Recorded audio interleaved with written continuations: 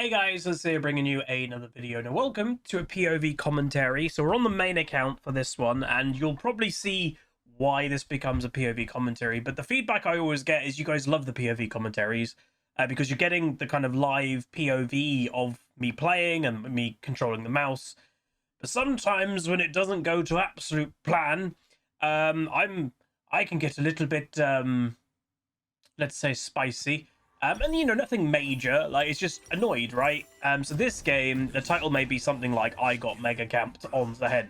And that's obviously what leads to me, I think I turn music on. And then that by the way, is usually when I'm like, okay, it has to be a POV commentary if I want to upload it, is if I turn music on, then I'm not commentating anymore at all. So yeah, this game, I will say, it turned into an absolute banger, but it was really annoying. So ZAAHEN, I would say I'm really enjoying this champion. Yes, he did definitely launch a little bit too strong.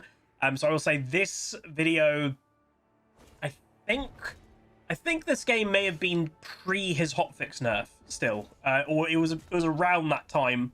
But what I would say, I have played over now 10 games of the champion. 10 games obviously is kind of where you get your world rank. So I am officially world ranked on the champion, but I'm not going to say exactly what, because those videos will be coming down the line. As obviously, you know, I've made very aware, I am bulk recording. Obviously, baby pleb is due in the next few weeks, and I'll be having 2 weeks off when he is born. So I am trying basically to get a few weeks ahead. So hopefully you guys don't mind that. You know, depending when he's born, and you know, when it happens, it happens. But the good news is our rough due date and everything is 2 weeks after his due date, or even just a bit over 2 weeks actually, will be when the new start to the season happens. So arguably, it shouldn't really affect when I get into playing the new season.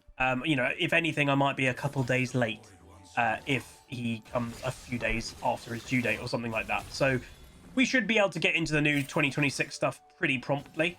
But hopefully you guys don't mind the content that we've been making at the moment. I've actually been very happy with the content, and any feedback you want to give, please do give it in the comments down below of this video. Like, the POV commentaries are sometimes good just at the beginning in lane phase for me, just actually say how's it been going recently, and if you guys have any feedback. What I would say is this, obviously you can see above my head, this was still recorded before the subathon event. That went very well. We actually made it to day 6 of a subathon. So today, of me recording this POV commentary is the first day that didn't have any subathon timer left. So I'm having today off, but I'm actually doing a few POV commentaries or challenger spectates. Now, what am I doing here? So let's get into the actual game. So I hard push it early, and then I walk behind the tower. You might be like, Huz, what's going on? You're walking behind the tower, you're tanking minions. Basically, it's a way that you can force... It's a risky strategy, because if the jungler appears, you're in trouble. But it was not proxying, it was basically wave manipulation. That I just bunch up. I would have liked to have all 6 of the minions, but 2 of them kind of snuck away. But it still did exactly what I wanted it to do. So now, the wave is in a positive place for me in lane, and I can basically chill a little bit, is the idea. You know, my jungler... didn't come top lane or anything like that. I'm going to be a little bit careful of where they're... I think it's a Kha'Zix, where they could potentially be. So, you know, having that little few seconds of delaying the wave, letting it push my side, it just buys me a bit of time. And you can see, like, the Cho'Gath, he doesn't know where Zed is right now. And that's quite obvious because he was playing so far back. Unfortunately, that manages to hit me. So I will say this Cho'Gath goes Hail of Blades. I kind of get an eye to flash that because you never know if, you know, how much damage that was going to do. Cho'Gath, I will say that I've got some upcoming Cho'Gath videos to upload. He needs a nerf. Cho'Gath as well. Like, that champion is not okay. Malphite needs a nerf. Cho'Gath needs a nerf. And again, I have got videos of these coming out in the next week or two that you guys hopefully will enjoy. But they both are a little bit too much. It's the combination of how tanky they are with the damage output. It's kind of like the problem that Mundo almost had. But the thing is, Mundo is technically in the Juggernaut category, so his damage, you could even say, is justified being a Juggernaut. But Cho'Gath and Malphite are just tanks. Like, that's what they are. So actually, I found him, by the way. So he was trying to base. Unfortunately, I missed that W. So we're going to go for an extended fight. Now, obviously, when it comes to ZAAHEN, by the way, this champion is all about extended fights. Unfortunately, Kha'Zix does come for the first time this game, which obviously, you know, very bad timing for me. And that is going to lead to my first death. So, you know, first gank, it happens. I'm not, you know, it wasn't that fussed. I was, you know, fighting him, but Nami's top lane. Now, that I will say becomes a bit of a common theme. Yeah, Kha'Zix comes top, but it was more than Nami. Now, the Nami's already died in bot lane, so she's already having, you know, not the best time dying in bot lane early. And she was level 3, and from level 3, she decided to come top. So, yeah, usually players that do that are either... Well, I'd say like a Nami should not be roaming like that. You know, if a Nami's doing it or a Lulu's doing that, tilt plays a factor in why they would be top lane. Is there a group of champion that would make sense, or in the support world? Yes, support roam, like actual support roamers. So Bard, you could even argue something like Alistair. Obviously, any of the modern supports, Poppy, Camille, Shaco, Pantheon, those are a bit more designed for it. A pure enchanter like a Nami or Soraka or anything like that, it does not make sense for them to be top lane at level 3. You know, they're on the fence as a champion to even be roaming grubs in modern day. So, you know, look at this damage, by the way. So, doing a really nice trade. Unfortunately, level up timer for me was really bad. He flashes, silences me, and then I can't react. So again, that's the thing that's powerful about Cho'Gath is, you know, he's a very basic old champion, but that silence is really good. So he played it well, the flash into silence, and then, you know, there was maybe a minor second that I could have tried to react, but I didn't have flash up, so I think that was just a death. So it was well played by him, annoying level up timer for me, but again, that's the benefit of, I think, obviously the gank that obviously the Kha'Zix got, he would have got XP for my death. And then there was a, you know, the wave was bunching up, so he probably had a few more minion kills than I at that time, and that was the XP discrepancy. So, unfortunate. So, obviously, as you can tell, not the best start to the game. I am both deaths of my team, but it is what it is. Now, again, if you're learning ZAAHEN and you're wanting to know more about the champion, especially from this type of video, what is he as a champion? So, he's not a great early game champ. Trust me, in some matchups, you can do better in the early game than others. I would say a lot of matchups, he's actually not great in the early game. Because as an early game champion, as in the early game, and the champion as a whole, what ZAAHEN wants is long fights. Like really long fights, because his passive does take quite a long time to get. And in early game, people don't do long fights. It's just not what the early game's about. As hilariously, again, especially as something like Cho'Gath, this guy is, and I'm ulting, by the way, just to get a big damage down. And lo and behold, Nami has decided to turn up again, and Kha'Zix. So, 3 people top lane. I do have my passive up this time. Nami pops heal. So, a little bit annoying. Cho'Gath misses, by the way, his knock-up. And I am going to try, and I get a kill on Kha'Zix. Nami misses her bubble. And, ladies and gentlemen, I managed to survive that. So, that was really good. 3v1, and I come out with a kill, and I don't even die. And yeah, that's Nami top lane again. Now, you could actually say this roam of Nami isn't as bad as the first one. Why? The grubs have spawned. So you could logically go, right, Nami's coming top with the jungler. They're going to try and kill somebody around top lane, and then they're going to go to the grubs. But it really backfired. I managed to get a kill 3v1. The jungler dies, and now my Zed with the Thresh, because again, that makes more sense when to roam, they then can go kill all the grubs. So, you know, that was a really nice kill. And obviously that will, for some people, go, there is not a well that should have been, you know, you got a kill in 3v1. But if you actually go back and watch it again, yes, ZAAHEN is clearly strong, but the enemy team misplayed it like mad. So again, the Cho'Gath missed his Q of my revive. The Nami missed her bubble on the revive. Like those, if one of those 2 things hit, I was dead. And I don't think I killed the Kha'Zix. But they missed both of those CCs at very important times. So yeah, it's to me that it's that simple. Yes, it's a combination of ZAAHEN is strong, the revive mechanic is very powerful, but the enemy team also massively misplayed that Huzzy cannon. So yeah, that's worth knowing.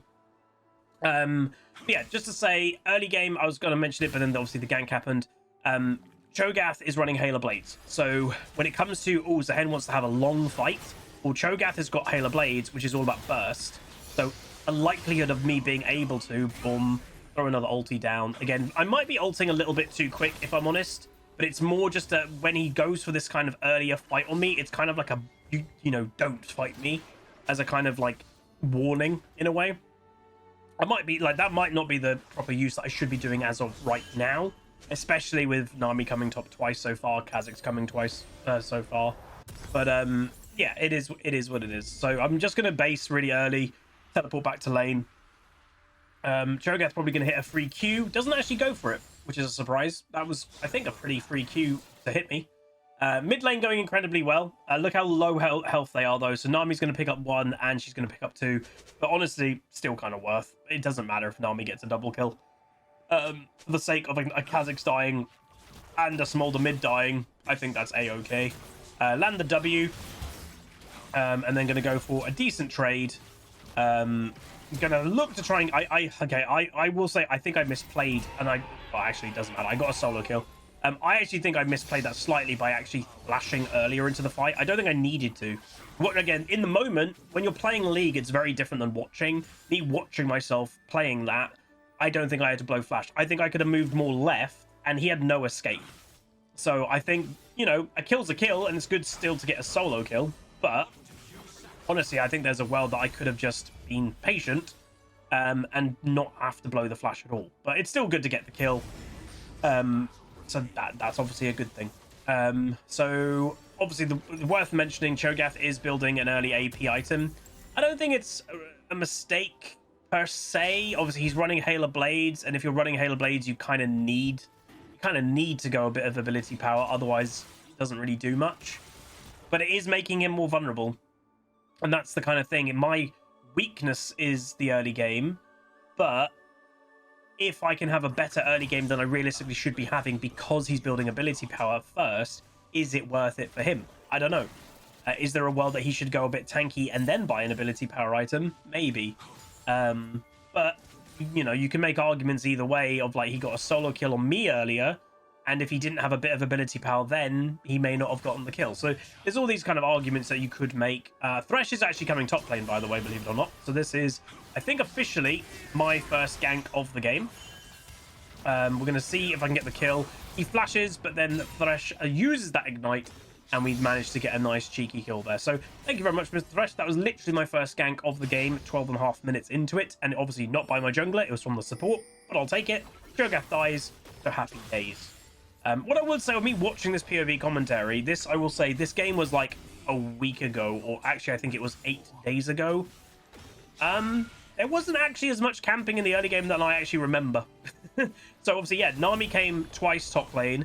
One of them, it made more sense when the grub spawned. The first one was silly, or like she was gonna come top lane, but obviously Kha'Zix came.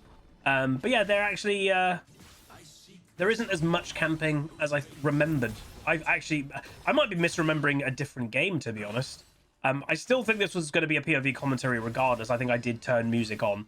And I think this was the day, if I'm not mistaken, I actually played 3 or 4 games, maybe even 5 games of ZAAHEN in one day. And I was near enough getting camped every day. And obviously the thing is, when you're playing a brand new champion, you know, yes, typically I do get jungle attention a bit more for some reason. But meanwhile, there's Nami and Kha'Zix here again. Annoyingly here, if Thresh put that lantern down a bit earlier, so you can see my zoom in there, if he put the lantern down a fraction of a second earlier, I think I could have gotten away, but he delayed it a little bit too much, and then they managed to put the ward on it. So if you watch that again, if you're like, why did you zoom in? So zooming in can counter the ward on a Thresh lantern. So again, if you a counter to Thresh lantern is put a ward on it. If you put a ward on it, then you can basically block someone from pressing it. And that, by the way, that's her way. That's the enemy bot lane. So this is officially, if I'm not mistaken, all 5 of the enemy team top. I think. So yeah, that was... Oh no, Smolder's bot lane. So that's 4 of the enemy team top lane, which is a bit weird.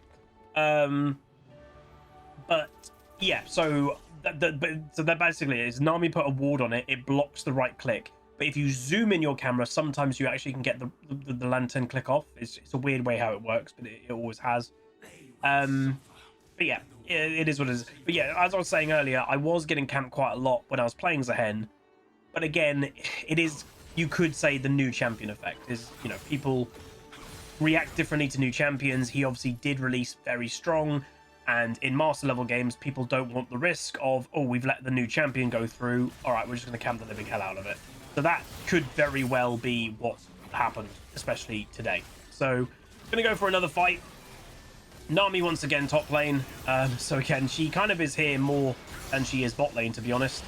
Unfortunately for me, I got the revive up and I managed to get a kill. So again, even though Nami keeps coming top lane, she has now forced 2 of her opponents to die in outnumbering situations, because there was no world that Cho'Gath would have really gone for that fight unless Nami was there. So that again, one of them was a 3v1 and I killed the Kazakhs. That was a 2v1 and I killed the Cho'Gath. And both of those situations, if the Nami wasn't there, I don't think the enemy would have fought. So you could argue it's just not very good roams. So again, people will watch this and go, damn, he's strong. And he is, but it's all about the revive. If you can burst ZAAHEN, or when he has his passive up, you need to disengage, he's manageable. He's still strong, but it's manageable. But if people go, right, and remember, when it's a 2v1 or anything like that, AoE damage, more targets makes ZAAHEN get his passive up quicker, because he's dealing damage to more people, therefore he's going to get the passive up quicker. So keep that in mind as well. So I just solo Rift Arrow by myself, because why not? Item wise, so I'm quite liking the Triforce into Blade the Ruined King build. I'm going for a TP flank here. Bubble on the Severe. Cho'Gath going to go for it. Severe does get the kill on Nami. I'm teleporting in, and boom, I get the Cho'Gath. So again, the game's not going great for Cho'Gath, it must be said. So this game is starting, it's really starting to turn around for me. Early game was a bit rough, but this game now moving into what you'd probably call mid-game. Yeah, we're starting to get a lot stronger after your first item, Triforce. Yeah, it's going pretty well, and I'm becoming quite a threat of, you know, Cho'Gath really in the very near future cannot 1v1 me. And, you know, the thing is, when I know that, and then master level players, trust me, majority of people in this game, they know what's going on. So it's, if I know you can't 1v1 me now, and Cho'Gath knows you can't 1v1 me now, lo and behold, hello, 4 enemies. So unfortunately for me, I killed the Nami boy. That's a 4v1. 4v1, I managed to kill Nami. I then go to try and go in the Rift Herald. I thought, by the way, I got confused, I remember this. I thought I had my passive up. You can see in my abilities over that way, it was 40 seconds until I had my revive back up. But that's, you know, so just make it very clear. We've been outnumbered quite a lot this game, but it hasn't gone dreadfully. So just reminding, the first death we had, I did die. That was a 2v1. But then in the kills I've managed to get, the first kill was a 3v1, Nami, Kazakhs, Cho'Gath, and I come out killing the Kazakhs, and I survived. There was then another 2v1 with Nami and Cho'Gath. I kill the Cho'Gath, survive. And then that, obviously, I do die, but that was a 4v1, and I come out with a kill. Now, the question to you guys is, do you think the average top laner of similar, let's say, strength in the meta would have come out with a kill there? I'd wager a lot of them potentially would. Especially, I killed the Nami, you know, the squishiest target available. I killed the Nami. If you're wondering what I'm doing, I'm waiting for Blade the Ruined King, by the way. But yeah, I think a decently strong Aatrox, Ambessa, Darius even, I think quite a few of those would have ended up with 1 kill. And you could even wager like a powerful champion like Darius getting his passive up and his reset, you know, on his ulti, he may have even come out with 2. So that's the thing I want to always say when it comes to champions. You have to always compare to what you think another champion in a similar position could do. And we're against a Cho'Gath building ability power first, so he's quite squishy. It's a Nami who's roamed too much, so she's actually probably down on experience. So all of these added up, I think a lot of top laners would definitely have come out pretty well in that situation. So unfortunately, Thresh gets himself a bit caught. I'm then going to go for a bit of a flank play or look for something. you know, enemy team is all kind of walking around. Not 100% sure if this is warded, to be honest. So you can tell by his pet, by the way, that the blue buff is available. Get the Nami flash, which I will say it does feel good to get the Nami's flash.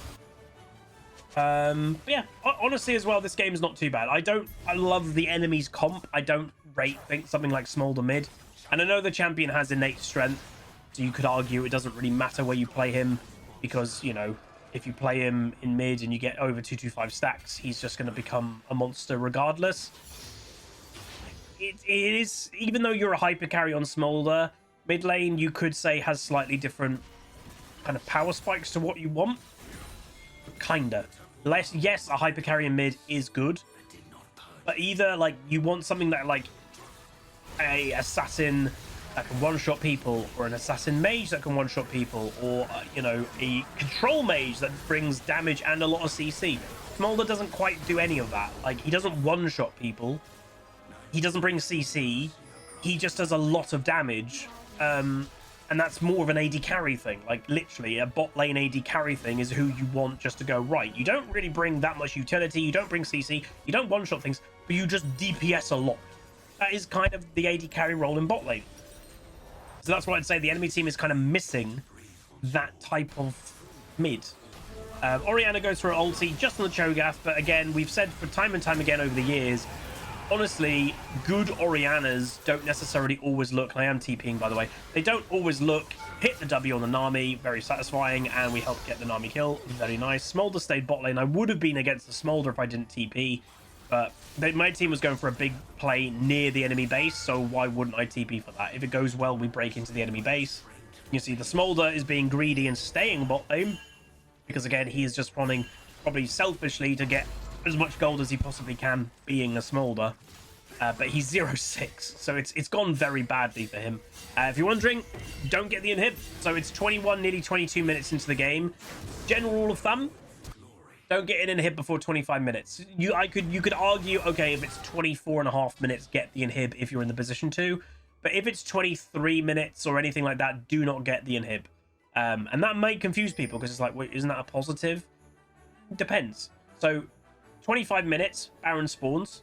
So if you get an inhibitor when Baron spawns, that basically means there's a constant influx of super minions pushing constantly into the enemy base. So that's a positive, because it's either a distraction for the opponents going, right, there's, you know, if we go over to try and fight their Baron, then there's a chance that the super minions can continue and break into the enemy base. I'm going to open with ulti, gonna kill the Nami, gonna go now on the Hwei, who obviously isn't mobile at all. Managed to hit the W after his flash. It was quite a bad flash that he did, to be honest. And we're gonna continue. Orianna ultimate on me. She then gets killed. I think I would have got it if she didn't get off, you know, the kill. My Q would have finished off. But there we go. You know, and I'm playing now, you could say, with very much high confidence, because that is what ZAAHEN needs, by the way. Again, similar to something like a Jax. Jax with 2 items, you see them all the time. They jump in, because that's what a Jax can do. I just think ZAAHEN, yes, he definitely needs a bit more balance in total, but he's just going to join the average rank of a top lane bruiser champ. Like, that's what these champs do. Great duelists, good damage, good survivability. You know, you could argue the bruiser category champion might be a bit too strong, which I wouldn't argue against you there. You know, when you look at Ambessa, Aatrox, all these champions are pretty strong. Jax, you know, they're all very strong. So it is a class that is doing well right now.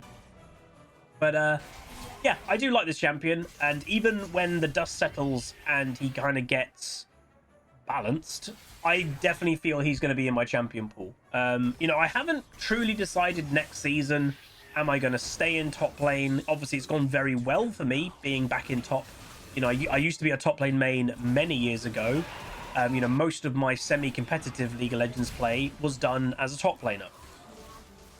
So, like, I don't know. I hit the W there. I'm going to go for the ulti. I'm Batman. I managed to get the kill on the Nami. Going to kill the Hwei and help kill the Smolder, obviously, and I survive. So, very nice play. We're 944. Obviously, farm incredibly low. Not even 140 farm, which is kind of insane. But, you know, we have been fighting a lot. We're like Russell Crowe, fighting around the world. But no, I definitely feel this champion it clicks with me.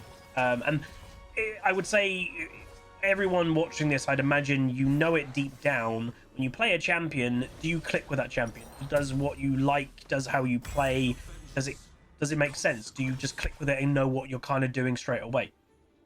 I would say this champion is a definite click with me. And there's some champions that you know are definitely not clicks. Aatrox, you know, is a great example. When the Aatrox got his rework, I liked the old Aatrox. I gave the new one a go, and even though he's a cool champion, I do not click at all with the modern Aatrox. And obviously, it's not a modern version anymore. It's been like this for probably, I don't know, at least 5 years. But that's the point. I know I do not click with Aatrox, but I click with ZAAHEN. Hell, even something like Jax, I don't click with Jax. And you could say like Jax is a very one-dimensional basic champ, but it doesn't matter if you just don't click with the champ. And some of it is just absolute enjoyment. It can vary of why, but like in my head, and it's going to sound really silly, but you say if when I'm doing a live commentary, you see me doing the Control 2 quite often, that he sits on a pole, I literally in my head just go, I'm Batman. Like, that's how I feel when I'm playing this character. It's weird. I know he's got a spear and all this stuff, but I feel like Batman. And for those that don't know, Batman is my favorite comic book character. So I know some people will go, Akshan is the most, you know, the closest Batman character. But Akshan does not give me the Batman vibe. Yes, he's got the grappling hook, but that's literally it. Batman don't use no guns. Well, he does in some comics, but regardless. But yeah, build-wise, what I'd say, sorry, got distracted. I've tried a few different builds. This is generally the build that I'm quite enjoying. Triforce and Balk. It's expensive because they're two very powerful items. There's that. They're expensive, but they do very well for this champion. And, you know, Sterix, I would say this game I've gone Sterix. I think Sundered Sky is also obviously a very good item on him. And as you're approaching mid to late game, definitely Death Stance. So Sterix, Sterix and Death Stance are both very good as well. In essence, you want a bit of healing with like Blade Rune King. I think that's pretty much enough healing, by the way. You don't need Ravenous Hide or anything like that.